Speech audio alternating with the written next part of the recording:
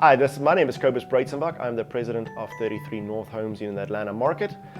Today I'm going to be answering the most frequently asked questions we get in regards to basement renovations, remodeling, finishing, etc. Is basement finishing different than basement remodeling? It can be, but it also can't be. A lot of times what happens is people will call us and say, our basement's finished, but we want to update it and we want to move some walls.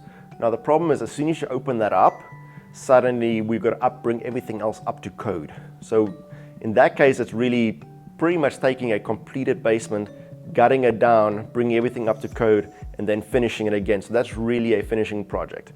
If we are just talking about remodeling a basement, that'll be something where we might change the flooring, do some painting, that sort of thing. But anytime you're adding lights, you're moving walls, you're adding a kitchenette or something where there's not currently one, that is going to be considered a full-blown finish.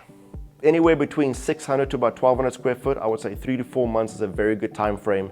If you start moving plumbing around and we have to cut into concrete, that's going to add some additional time to that.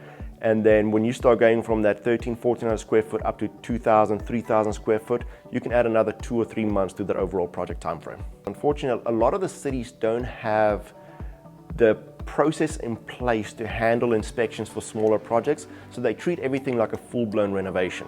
And when I say full-blown renovation, is they want to see the framing inspection, they want to do the insulation, they want to do plumbing, electrical, HVAC, all that stuff. So that really adds some time to the overall project. You can probably plan on losing about 2 weeks of production time just based on the different types of inspections and the process you have to follow in order to get those inspections completed.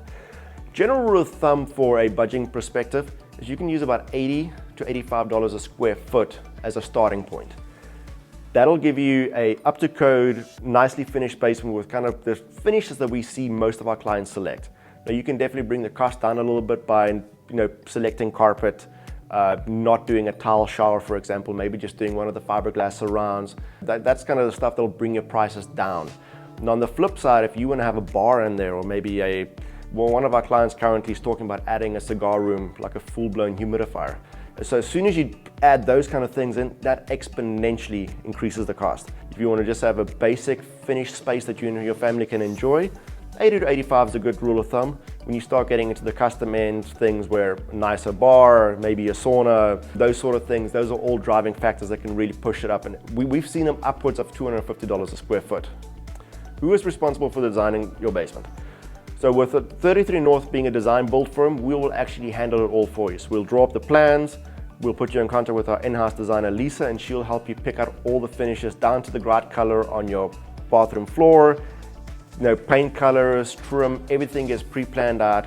We'll show you in a 3D rendering what that's going to look like, and then once you sign off on that, that's when we start accumulating all the materials, getting it ready for your overall project. What happens when you change your mind on some of the finishes and aspects that you've selected during the design phase? You can absolutely do it. Just know that when you do make those changes, that is going to delay your project. And in some instances, it might exponentially delay your project, especially if you're trying to make a decision on something that might not be readily available. Changing the wall color, not a big deal. But when you go, oh, I don't want this floor anymore, I want something different, you can't just take it back and get your return, especially from when you start buying direct from wholesalers and stuff. So that is one of those things where we try and limit it as best as possible, because we give you that 3D rendering on the front end, and we want you to see what your space is going to look like before we start. So the changes should be minimalized, or we should try and minimize it as much as possible, because it messes up schedules, it delays your overall project, it does make things a little bit harder to get completed.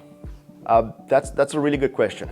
And past life, I've had some estimating experience with pre-acquisitions for residential properties. And one of the things that the appraisers that came in and actually told us about is, like, you can't assess a basement as part of your standard house. Yes, you do get some value from it, but you can't say, oh, I've got a 2,000 square foot house that's finished, I've got a 1,000 square foot basement, and now suddenly I've got a 3,000 square foot house, even though you do. But from an appraisal standpoint, you don't actually get the exact return as the main level and the upper stories. So just kind of keep that in mind. A lot of times I always tell clients a basement is more of a don't think of it as a value add to the house, even though it does add. Think of it more of as a additional space for you and your family to enjoy while you're in it. Do you need to waterproof your basement before you finish it? It depends. Part of the overall construction process is already going to do some waterproofing, but if you have an issue and you know that you have issues with water coming into your basement, it is absolutely crucial that you do it. It's very important, because once those walls goes up and the insulation goes in, if it gets wet, you might not even know that it's wet back there. So if you know that you have issues in the past, or the previous owner of the house said that they had issues, it's definitely worthwhile getting an expert out just to kind of take a look at it and make sure that you're not investing money into something that you're going to have to tear down and redo in the future. Do you need a permit to finish your basement? Yes, you do. And there's no exception with this. Every basement that gets finished needs to be permitted in the Georgia market. One of the reasons being is, everything's got to be brought up to code. And secondly, it actually adds value to the house. Having that permitted project completed and having it documented actually gives you a better return on your money than not having it completed. I know it's a kind of a catch-22, because suddenly you start paying more in taxes because of it. But overall, in the long run, in the future, when you do sell your house, being able to show that the project was permitted is definitely going to give you a better return on your overall investment. Can you finish only part of your basement? Yes, you absolutely can. We actually have a lot of clients that will do about an 80-20% rule, because people still want to have storage, but they also want to use this space. So yes, short answer is you can absolutely just do partial finish. Now, I wouldn't finish 10% of it and at least 90% of it unfinished, because the bang for your buck in essence won't make sense there. But anywhere from 50 to 80% finished and then some additional storage space, absolutely, you can definitely do that.